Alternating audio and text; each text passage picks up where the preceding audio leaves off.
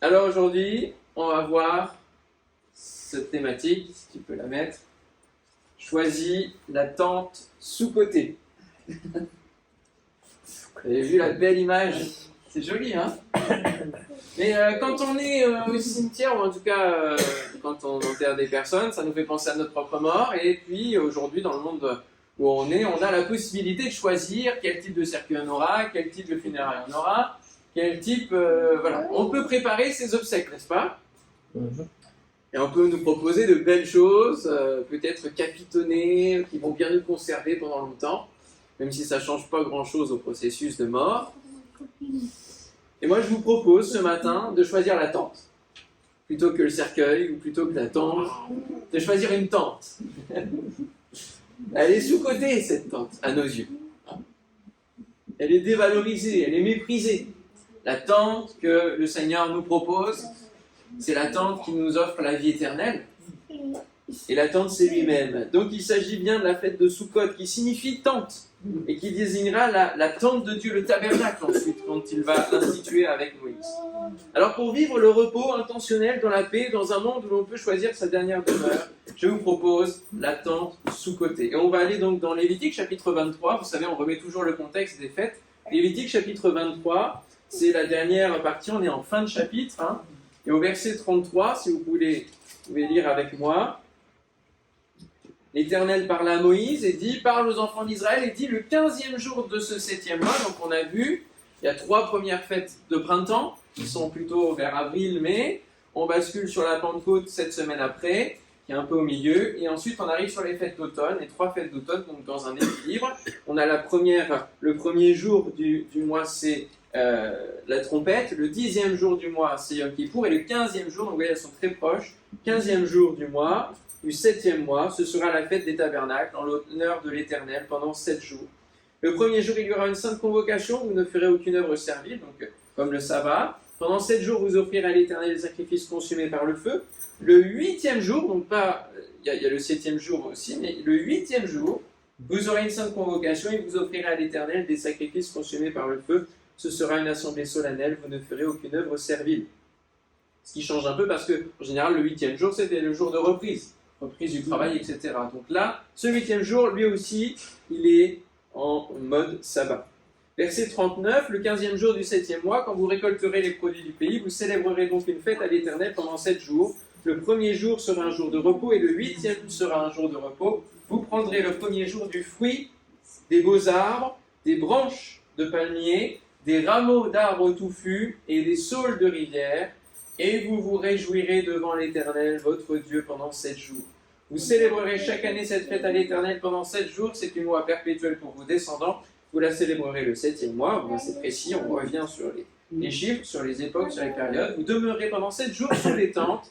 Tous les étrangers, les indigènes en Israël demeureront sous des tentes, afin que vos descendants sachent que j'ai fait habiter sous des tentes les enfants d'Israël, après les avoir fait sortir du pays d'Égypte.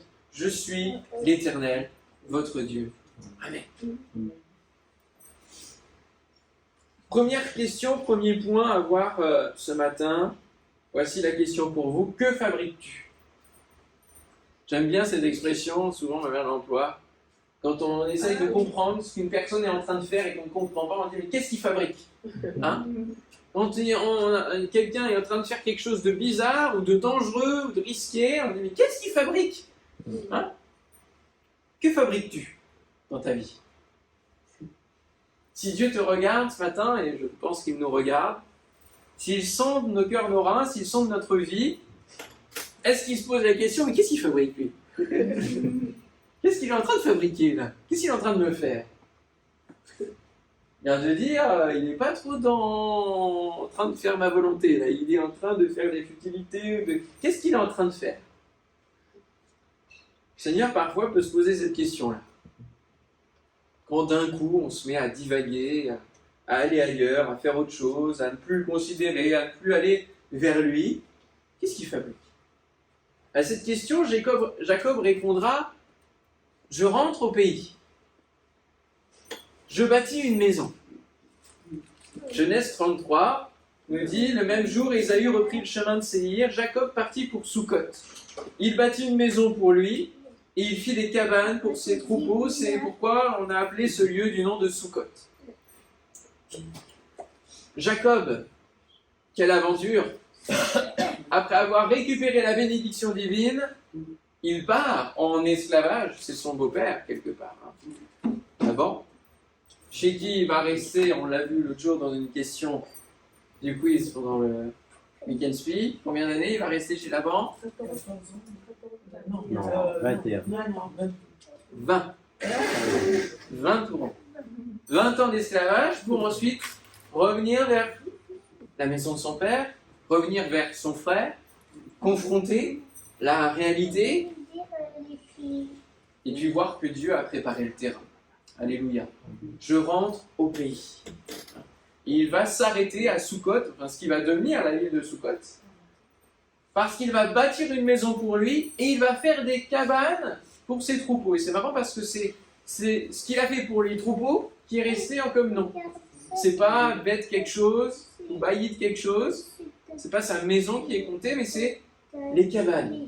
Parce qu'il a pris soin d'abriter ses troupeaux. Le fruit de ce que Dieu lui a donné d'avoir. À la question que fabriques-tu, les Hébreux diront, nous rentrons au pays. Alléluia. Après 430 ans d'esclavage. Vous pouvez dire, mais qu'est-ce que vous faites là? Pourquoi vous avez atterri dans ce lieu, en Égypte? Pourquoi vous êtes atterri dans ce monde en esclavage? Alors que j'étais celui qui pourrit.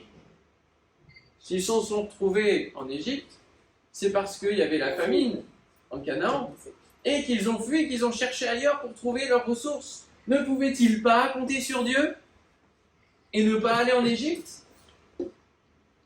Bien sûr que si. Et gloire à Dieu, ils ont prié et au bout de 430 ans, Dieu a entendu ces cris et a répondu favorablement. Exode 12, les enfants d'Israël partirent de Ramsès pour Sukkot. Donc c'est la première ville où ils vont arriver pour, suite à la délivrance d'Égypte, au nombre d'environ 600 000 hommes de pied sans les enfants. Une multitude de gens de toute espèce montèrent avec eux, ils avaient aussi des troupeaux considérables de brebis et de bœufs. Ils firent des gâteaux cuits sans levain avec la pâte qu'ils avaient emportée d'Égypte, qui n'était pas levée, car ils avaient été chassés d'Égypte sans pouvoir tarder et sans prendre des provisions avec eux. Nous rentrons au pays. Alors, de manière très locale, très géographique, les deux villes ne sont pas du tout les mêmes. Il y en a une qui est à l'est du Jourdain, donc près de Canaan, pas tout à fait, juste à l'aube, et puis l'autre, elle est vraiment après Ramsès, donc vraiment dans le désert, juste après l'Égypte. Mais c'est la symbolique du premier pas où on sort de l'esclavage. Il y a quelque chose qui se passe de nouveau. On sort de l'esclavage. Et nous sommes dans cette situation. C'est aussi le pas qui est à l'aube de l'entrée dans le pays promis. Vous voyez, on est dans un entre-deux là. Et que ce soit Jacob qui va s'arrêter juste avant le pays pour faire un point entre son passé et puis son avenir. Il reste dans la même direction, il y a une démarche, il y a une marche avec Dieu.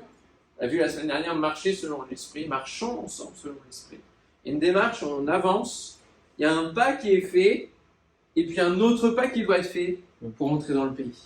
Il y a un premier pas de sortie, et puis l'autre pas. Quand vous sortez de la douche ou de la baignoire ou d'un endroit, il y a un premier pas qui est fait pour sortir. Et puis l'autre pas qui suit va permettre d'entrer, de pénétrer. Et c'est véritablement cela que nous devons vivre avec la fête de Sukkot, la fête des tabernacles. Nous avons fait un pas pour sortir de notre vie de péché. Nous sommes dans la vie chrétienne et le prochain pas, c'est celui qui nous fera entrer dans la vie éternelle. Alléluia. Celui qui nous mènera à l'éternité. Ça, c'est la dernière fête. C'est celle de la bascule. Celle qui nous amènera dans le 8e jour éternel et sans fin. Alléluia. Nous sommes dans cette situation, nous marchons, faisons le pas de croire au Christ, et ce pas appelle l'autre pour entrer dans le pays promis. Alors que faites-vous à Sukkot? Est-ce que c'est juste une étape? Vous savez que vous allez faire le prochain pas? Ou est-ce que vous allez y rester?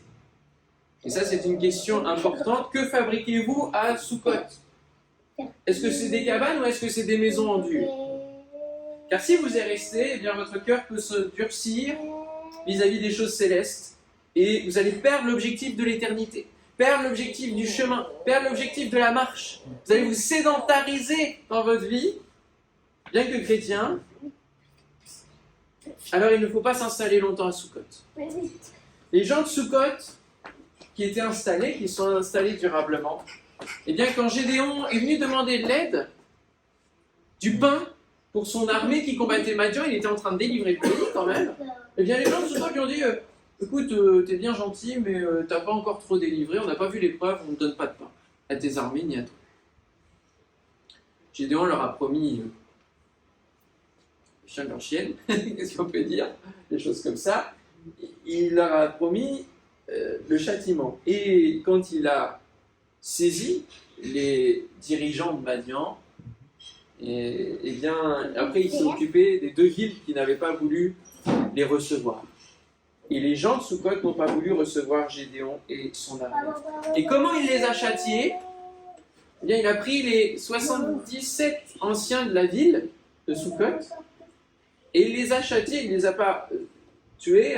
Il nous est dit qu'il a frappé ces anciens-là avec les épines du désert et les chardons.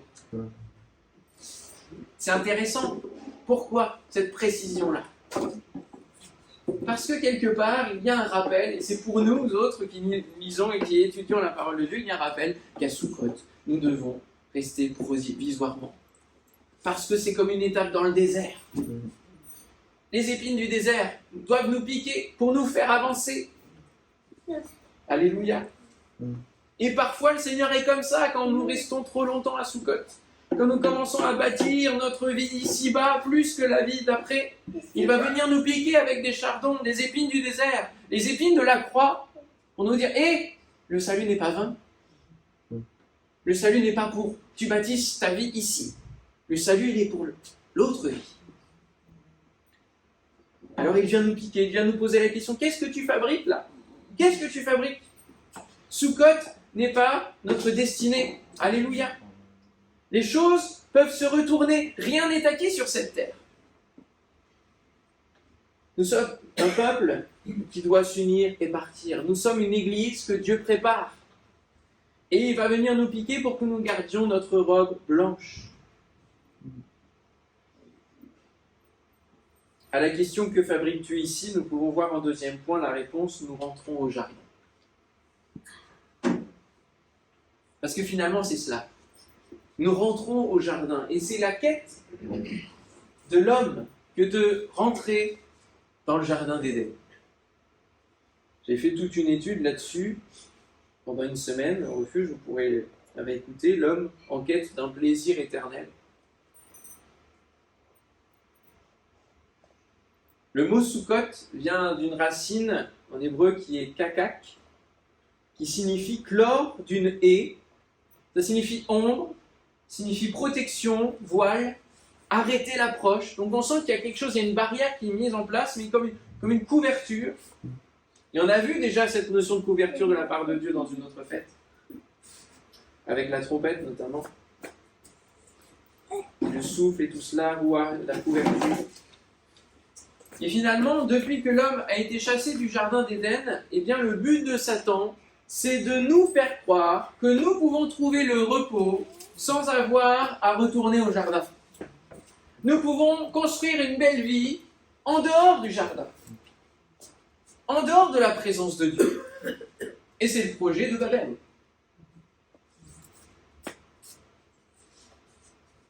Il nous fait croire que nous n'avons pas besoin de faire demi-tour et de revenir à Dieu. Parce que finalement, c'est ça la conversion.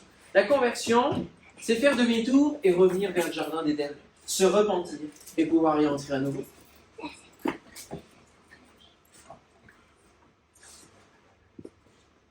Pourtant, ce n'est donc que dans ce jardin, sur la montagne sainte de Dieu, sous sa tente, que nous serons bien. Satan était un chérubin protecteur.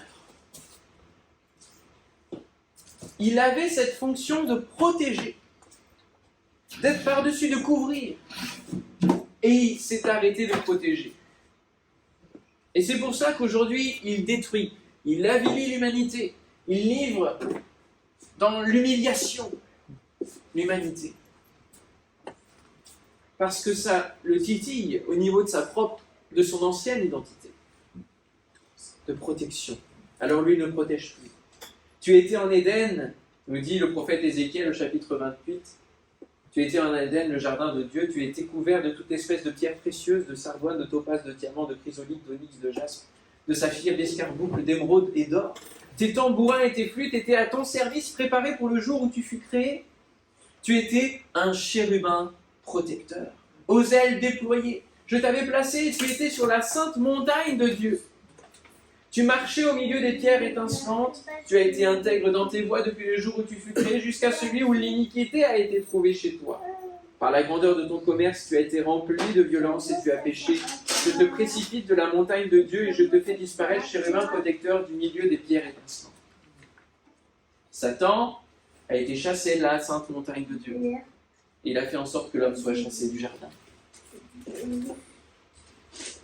Ce n'était pas le seul chérubin protecteur. Et il faut bien nous rappeler que Satan est une créature de Dieu comme d'autres et comme nous. Nous sommes des créatures. Et il y a d'autres chérubins protecteurs qui continuent d'obéir à la loi de l'Éternel et qui lui sont soumis et qui protègent l'alliance faite avec les hommes. Alléluia. Au cœur du lieu très saint du tabernacle. Et oui, on parle de tente, de tabernacle. Qu'est-ce qu'il y a au lieu très saint? Il y a l'arche de l'alliance, sur laquelle il y a 2 chérubins protecteurs qui couvrent. Dieu nous fait la promesse de nous protéger. Alléluia. Quittons donc ce monde qui fatigue, qui est corrompu, pour nous abriter dans le creux du rocher. Parce que lorsque la colère de Dieu se déversera, les 7 derniers fléaux se déverseront, il sera bon d'être au creux du rocher. Parce qu'au creux du rocher, nous voyons les choses tomber, mais nous ne sommes pas atteints. Quel formidable psaume 91 nous pouvons élever maintenant, nous l'avons lu tout à l'heure, mais j'aimerais le relire avec chacun d'entre vous. Psaume 91, celui qui demeure sous la grille du Très-Haut repose à l'ombre du Tout-Puissant. Je dis à l'Éternel, mon refuge et ma forteresse, mon Dieu en qui je me confie, car c'est lui qui te délivre du filet de l'oiseleur, de la peste et de ses ravages. Voilà ce qu'est le monde. Il te couvrira de ses plumes, et tu trouveras un refuge sous ses ailes. Sa fidélité est un bouclier et une cuirasse. Tu ne craindras ni les terreurs de la nuit, ni la flèche qui vole de jour, ni la peste qui marche dans les ténèbres, ni la contagion qui frappe en plein midi. Que 1000 tombent à ton côté et 10 000 à ta droite, tu ne seras pas atteint. De tes yeux seulement, tu regarderas. Et tu verras la rétribution des méchants. Ça, c'est la fin des temps. Car tu es mon refuge, ô Éternel. Tu fais du Très-Haut ta retraite. Aucun malheur ne t'arrivera, aucun fléau n'approchera de ta tente. Parce que tu es sous la bonne tente, tu as fait le bon choix. Car il ordonnera à ses anges de te garder dans toutes tes voies. Ils te porteront sur les mains de peur que ton pied ne heurte contre une pierre. Tu marcheras sur le lion et sur l'aspic, tu fouleras le lionceau et le dragon. Puisqu'il m'aime, je le délivrerai. Je le protégerai puisqu'il connaît mon nom. Il m'invoquera et je lui répondrai. Je serai avec lui dans la détresse, je le délivrerai, je le glorifierai, je le rassasierai de longs jours et je lui ferai voir mon salut. Alléluia. Quel magnifique psaume à la lecture et au croisement de tous ces textes. Le diable transporta Jésus dans la ville sainte, le plaça sur le haut du temple, la tente faite par les hommes pour Dieu. Et lui dit, si tu es fils de Dieu, jette-toi en bas, car il est écrit, il donnera des ordres à ses anges à ton sujet. Nous venons de le lire. Et ils te porteront sur les mains de peur que ton pied ne heurte contre une pierre. Jésus lui dit, il est aussi écrit, tu ne tenteras point le Seigneur ton Dieu. Qu'est-ce que vous choisissez? La tentation du diable ou la tente de la protection divine? Quel type de tente voulez-vous? Le diable le transporta encore sur une montagne très élevée et lui montra tous les royaumes du monde et leur gloire et lui dit, je te donnerai toutes ces choses si tu te prosternes et m'adores. Jésus lui dit, retire-toi Satan, car il est écrit, tu adoreras le Seigneur ton Dieu et tu le serviras à lui seul. Alors le diable le laissa et voici des anges vinrent auprès de Jésus et le servaient. Nous avons les mêmes créatures, mais deux mondes possibles. Satan, l'ange, chérubin protecteur, déchu, laisse place aux anges qui servent Jésus. Ils sont de la même nature. Ils sont les mêmes créatures, mais ils ne sont pas du même monde. Ils ne sont plus du même monde. Nous sommes tous des êtres créés, des êtres humains. Mais dans quel monde es-tu? Où te trouves-tu? Alors rentre dans le jardin du tombeau. Là où Jésus a été mis, mort, et là où il est ressuscité. Alléluia. Il faut que tu rentres dans le jardin, là où tu vas trouver le repos, mais pas le repos du mort. Tu vas trouver la vie éternelle, le repos de la vie. Alors, troisièmement, ne méprise plus ta relation avec Dieu. Ne sous-cote plus à tes yeux cette tente qui t'est promise. Je crois qu'aujourd'hui, à l'heure où Israël est à la pointe de beaucoup de choses, et où tout est construit, colonisé, on monte d'étage en étage parce qu'il n'y a plus de place pour accueillir tous ceux qui reviennent de partout dans le monde, fais tes sous-cotes et monter une cabane sur le balcon, ça va être quelque chose de bizarre aux yeux du monde, n'est-ce pas? C'est très incongru parce que, alors qu'ils ont des choses en dur, qui sont installées, eh bien, à chaque année, ils sortent les branches, ils installent les tentes, le pays se transforme. C'est quelque chose de bizarre. Et finalement, je pense que c'est la fête la plus forte qui rappelle à Israël son passé, mais aussi qui doit appeler son avenir. Et on comprend pourquoi Paul dit à Timothée, souviens-toi de Jésus-Christ. Un peu pour nous, les nations, nous ne montons pas une cabane, mais nous nous souvenons de Jésus-Christ. Nous comprenons que parfois, croire et suivre Jésus aujourd'hui, ça paraît bizarre. Comment tu peux croire encore à ces choses aujourd'hui, alors que le progrès a fait des avancées fortes, alors que nous allons toucher au transhumanisme, nous allons vivre éternellement ici-bas. Pourquoi croire en ce Jésus dont on ne sait même pas s'il a existé?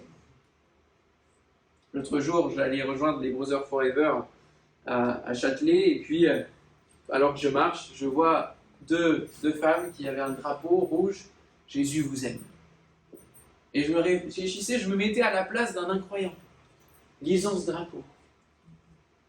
Je me disais, qu'est-ce que ça veut dire pour la personne qui lit ces trois mots? Pas si évident. Hein? Jésus vous aime. Jésus, c'est qui? Parce que plein de gens ne connaissent pas Jésus.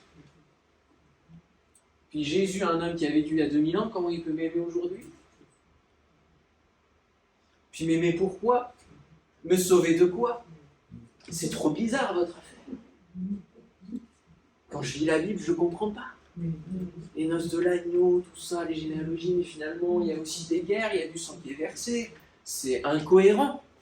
Il y a plein de discours comme ça qui peuvent s'entendre parce qu'il y a besoin d'une révélation de la part du Saint-Esprit pour saisir les choses célestes. Comment nous, qui sommes très terre à terre, pouvons-nous saisir les choses divines qui nous dépassent? Seulement parce que Dieu veut bien nous le révéler. Et nous pouvons parfois nous regarder nous-mêmes en tant que chrétiens avec le regard du mépris du monde. Ce qui nous amène à avoir honte de témoigner, parce qu'on se dit, oui, c'est vrai que j'aime mon Dieu, mais peut-être pas au point d'aller le proclamer à droite, à gauche, et d'aller sortir dans la rue, de distribuer dans les boîtes aux lettres, d'annoncer, de le faire connaître. Même si je sais que ce salut il est tellement précieux, mais en même temps, j'ai honte, quoi. Paul dit, souviens-toi de Jésus-Christ. Ne reste pas dans la montée. Jésus nous dira, vous êtes la lumière du monde. Et la lumière, elle n'est pas faite pour être cachée sous le boisseau, elle n'est pas faite pour être mise dans le creux du rocher. Oui, notre vie, nous, elle est dans le creux du rocher. Mais l'annonce de l'évangile et la voix, notre bouche peut aller au-delà du rocher. Vous comprenez la chose? Nous sommes cachés par rapport à la colère de Dieu. Mais notre bouche, notre voix peut aller au-delà de notre corps. Et ça, c'est la proclamation que Jésus attend. Il veut que nous vivions notre foi chrétienne comme en plein jour, nous dit l'apôtre. Nous méprisons notre relation avec Dieu. L'homme a méprisé sa relation avec Dieu au jardin d'Éden et a mangé du fruit. Alors ne méprisons pas notre relation avec Dieu pour nous conformer au siècle présent. Romains chapitre 12, relisez-le régulièrement, faites-en un verset qui est gravé sur votre cœur. Soyez renouvelés.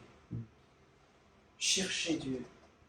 Cherchez à offrir un culte qui lui soit agréable, qui lui soit parfait. Mais pour ça, il ne faut pas se conformer au siècle présent. Et pour ne pas se conformer au siècle présent, il faut rechercher la dimension de l'esprit. Être connecté au Saint-Esprit. C'est lui qui va nous tenir sur cet objectif de l'éternité. Le dernier chapitre de la Bible, Apocalypse chapitre 22, nous dit que celui qui est injuste soit encore injuste, que celui qui est souillé se souille encore, et que le juste pratique encore la justice, et que celui qui est saint se sanctifie encore. Pourquoi ? Pourquoi ? Parce qu'il y a deux chemins, et ces deux chemins, ils ne vont jamais aller en se croisant, non, ils vont toujours s'écarter de plus en plus. Et si nous qui sommes chrétiens, qui avons reçu cette révélation, nous ne sommes pas meilleurs que les autres, mais nous en avons reçu, gloire à Dieu, merci Seigneur.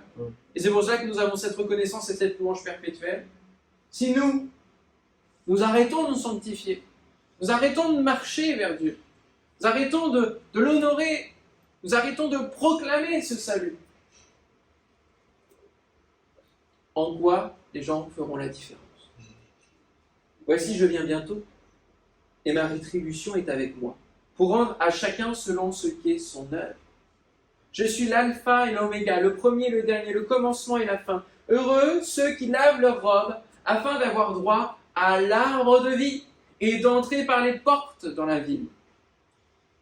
Nous rentrons au jardin qui est devenu une ville parce que Dieu l'a amélioré encore.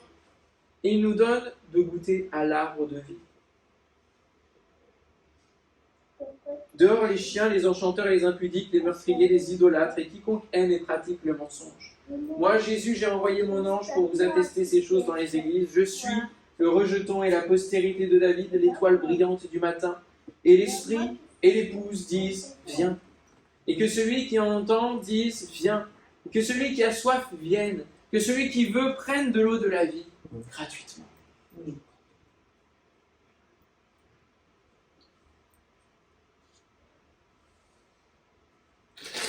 L'esprit et l'épouse disent bien. Il doit y avoir une connexion à un moment donné entre les deux, pour que les deux puissent le dire ensemble. Sommes-nous connectés à cette relation avec Dieu ? C'est tellement important d'être connecté à Dieu, d'avoir cette relation, de la chérir sur nos cœurs. Il dira que celui qui a soif vienne. Nous avons beaucoup méprisé l'eau de la vie pour boire auprès de sources amères.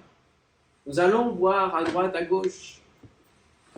Mais la seule source, c'est celle où Jésus va faire un écho incroyable au grand jour de la fête, dans Jean chapitre 7, verset 37, qu'il va se mettre debout et qu'il va se mettre à crier. Le dernier jour, le grand jour de la fête, Jésus, se tenant debout, s'écria, « Si quelqu'un a soif, qu'il vienne à moi et qu'il boive. Celui qui croit en moi, des fleuves d'eau vive couleront de son sein, comme dit l'Écriture. » Il dit cela de l'Esprit que devaient recevoir ceux qui croiraient en lui, car l'Esprit n'était pas encore, parce que Jésus n'avait pas encore été glorifié. Que son nom soit béni. Il ne le dit pas à n'importe quel moment, il le dit au 8e jour de la fête des tabernacles, au dernier jour de la fête, le jour où les gens priaient pour que la pluie soit là encore, pour l'année à venir, où ils faisaient des rites de puisage, des rituels où ils faisaient des bains, plein de choses au niveau de l'eau, pour tenir une année encore.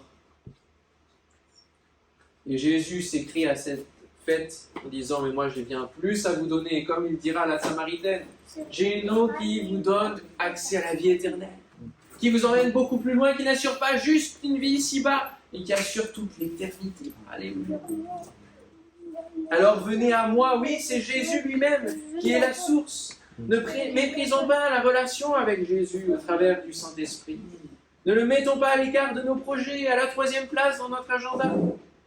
Il est là pour nous donner la vie et déployer cette vie divine au travers de son esprit. Ne méprisons pas la relation avec le Saint-Esprit. C'est le Saint-Esprit qui nous a été donné pour ce temps.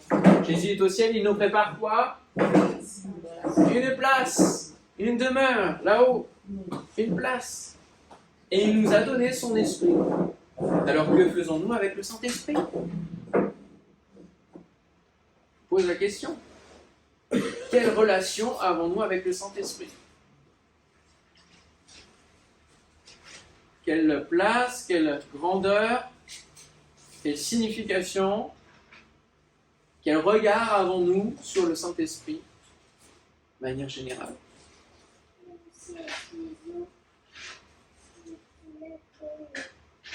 Si vous êtes satisfait des cultes que nous vivons, moi je n'en suis pas satisfait. Parce que je crois que nous pouvons aller encore plus loin dans la relation avec le Saint-Esprit. Nous ne sommes pas arrivés encore ensemble à dire Saint-Esprit viens. Et à dire à Jésus ensemble avec le Saint-Esprit viens. Où sont les dons spirituels? Où est le fruit de l'Esprit? Je prie pour que nos cultes soient remplis, de vases remplis, alléluia, de vases qui débordent.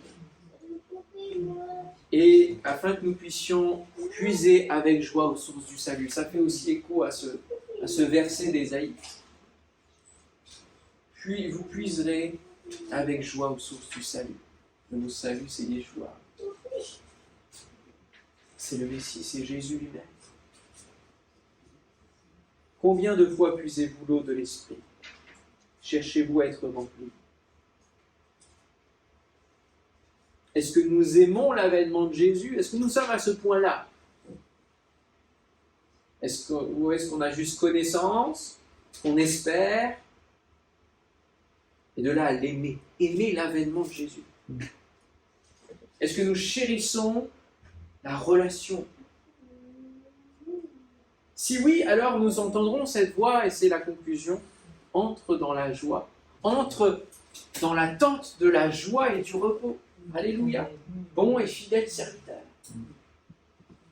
C'est bien, tu as été fidèle en peu de choses, je te confierai beaucoup. Entre dans la joie de ton maître. Alléluia.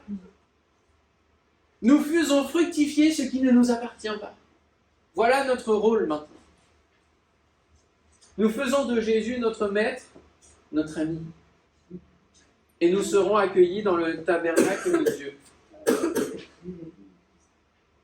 Et aussi parce que nous aurons une action auprès de notre prochain, plusieurs de ce monde seront touchés. Et quand on est la lumière du monde, Matthieu 5, eh bien Jésus dira que votre lumière luise ainsi devant les hommes afin qu'ils voient vos bonnes œuvres et qu'ils glorifient votre Père qui est dans les cieux. Notre vie doit trouver un impact auprès des autres vies. Et ça explique un petit peu un verset qui est énigmatique et qui se trouve après une parabole de Jésus sur l'économe infidèle. Il y a un maître à qui on dénonce son économe, son comptable si vous voulez. Et ce maître le convoque et lui dit « Bon, j'ai appris que tu dilapidais mes biens. Du coup, explique-moi, parce que je vais t'enlever l'administration de mes biens. » Alors l'économe y réfléchit, il dit bon, si j'ai plus ce travail-là, est-ce que je vais aller travailler la terre? Non, je ne peux pas. Est-ce que je vais aller, je sais plus, faire autre chose, mendier? Non, j'en ai honte. Je sais ce que je vais faire. Et il appelle tous ceux qui doivent quelque chose à ce maître-là. Et il va dire, toi tu dois 100, allez, marque 50. Je réduis ta dette. Ce maître-là, il est généreux, il réduit la dette. Puis il va appeler un autre, tu dois 60, marque 40. Donc il réduit la dette de plusieurs débiteurs. Et la conclusion de la parabole, c'est que le maître va louer l'action et la prudence de cet économe infidèle. C'est incroyable, on peut se dire, qu'est-ce que c'est que ça? C'est l'apologie de l'injustice, de l'infidélité, de l'arnaque. Et il explique ensuite dans Luc chapitre 16, que, et il s'adresse là aux pharisiens, qui sont normalement dans la loi, qui sont normalement chrétiens, hein, on va dire ça, c'est-à-dire qu'ils honorent Dieu, qu'ils suivent Dieu.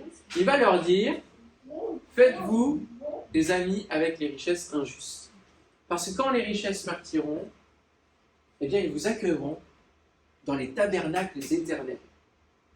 Je ne pouvais pas, en étudiant cette thématique-là ce matin, ne pas parler de ce verset-là, même si c'est chaud à comprendre. Mais ce que je comprends, déjà, c'est que dans la fête des tabernacles, il y avait des repas tous les soirs, que tous les jours, on pouvait inviter les personnes à venir, des amis à venir passer ce temps-là, ensemble.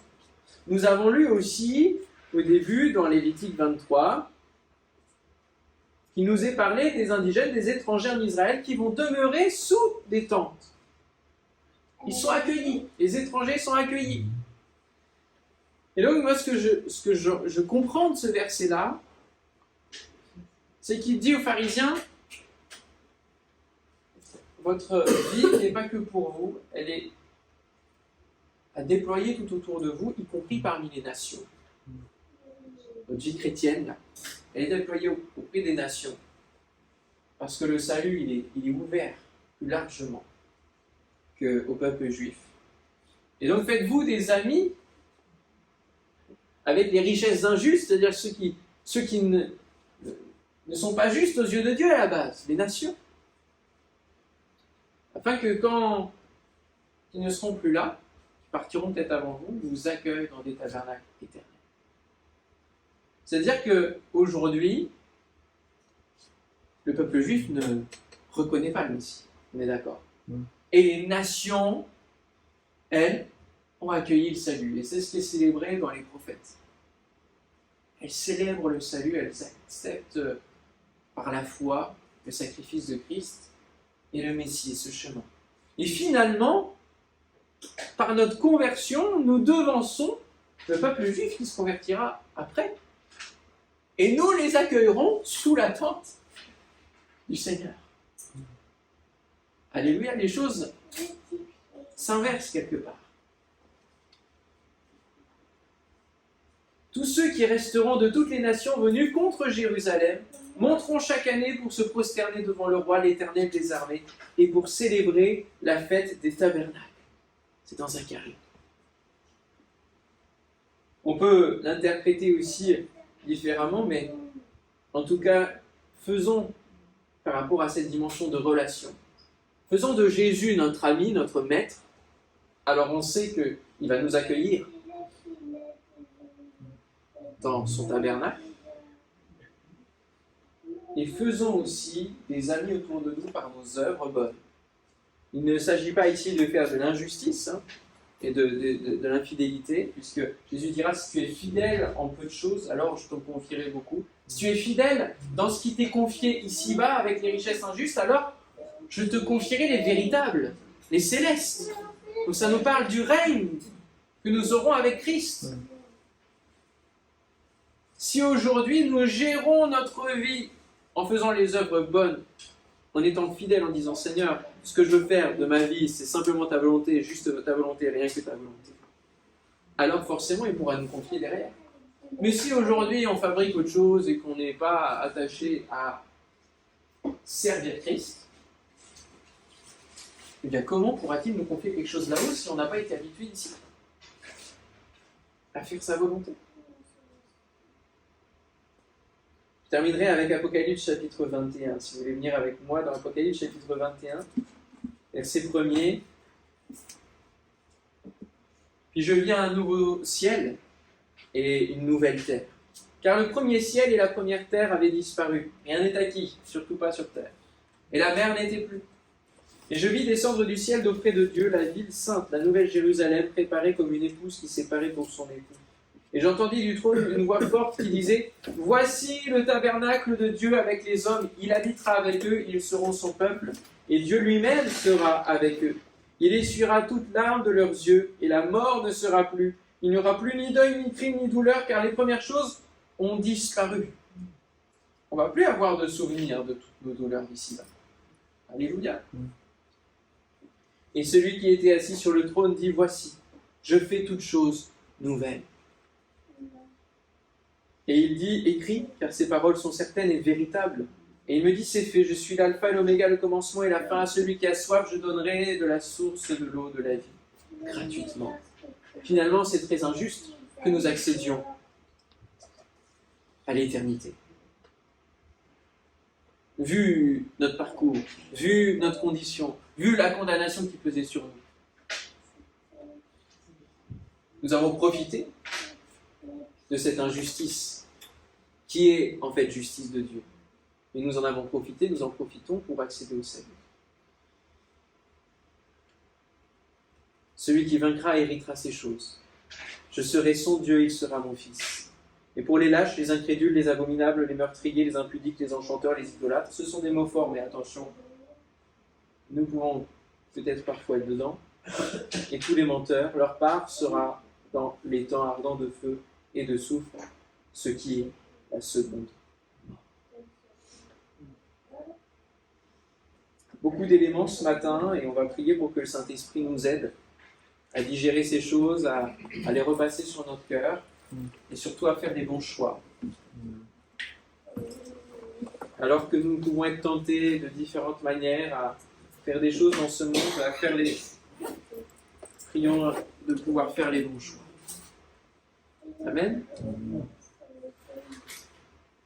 Seigneur, nous ne voulons pas vivre la seconde mort, qui sera celle de la perdition éternelle. Nous souhaitons nous accrocher ce matin et entendre ce que tu veux nous dire, les questions que tu nous poses, pour véritablement marcher avec toi, pour que notre maison ne soit qu'une cabane ici-bas et que nous puissions aller dans l'éternité en entrant avec ton accueil, en train de nous dire entre dans la joie de ton maître, parce que non seulement tu as choisi de me suivre, tu as choisi de croire en moi, tu as choisi de croire dans ces choses qui paraissent tellement bizarres aux yeux du monde, mais tu as aussi fait de ta vie une vie qui m'honore, une vie qui m'a servi. Et Seigneur, je te prie véritablement que à Oasis et même au-delà, tous ceux qui entendront ce message, nous puissions te servir. Mais pas seulement avoir de chrétiens le nom et la vie, dire pépère, tranquille, personnelle, mais que nous puissions te servir, que chacun nous te servions, Seigneur. Donne-nous, Seigneur, de ne pas mépriser la relation avec ton esprit, l'esprit que tu nous as confié, mais de pouvoir aspirer au don spirituel, de pouvoir chercher ton cœur et dire, Seigneur, dimanche prochain au culte, utilise-moi pour édifier quelqu'un. Seigneur, remplis-moi d'une parole qui va amener la conversion de quelqu'un dimanche prochain au repas de la joie. Qu'il y ait des choses miraculeuses qui se passent au milieu de nous et que je puisse être utilisé pour cela. Parce que tu m'attends sur ce terrain. Les miracles ne tombent pas comme cela. Ils sont le fruit d'une recherche, d'un ardent désir, d'une intercession. Et Seigneur, nous voulons chercher ces choses. Seigneur, que ma vie puisse te servir pour que ton peuple, Seigneur mon Dieu, devienne de plus en plus nombreux et que les hommes et femmes de ce bassin puissent passer de la mort à la vie, puissent passer de la puissance de Satan à toi, Seigneur, au nom de Jésus. Et que je sois quelqu'un qui va proclamer ta parole.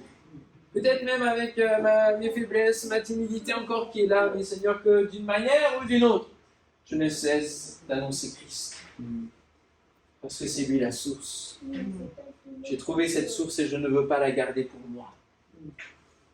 Seigneur, communique-nous la sagesse de ton esprit pour savoir ce que tu attends de chacun d'entre nous dans l'annonce de l'évangile, dans les projets que nous devons faire. Seigneur mon Dieu, que ce soit les jeunes générations, dans la vie professionnelle qui est devant nous.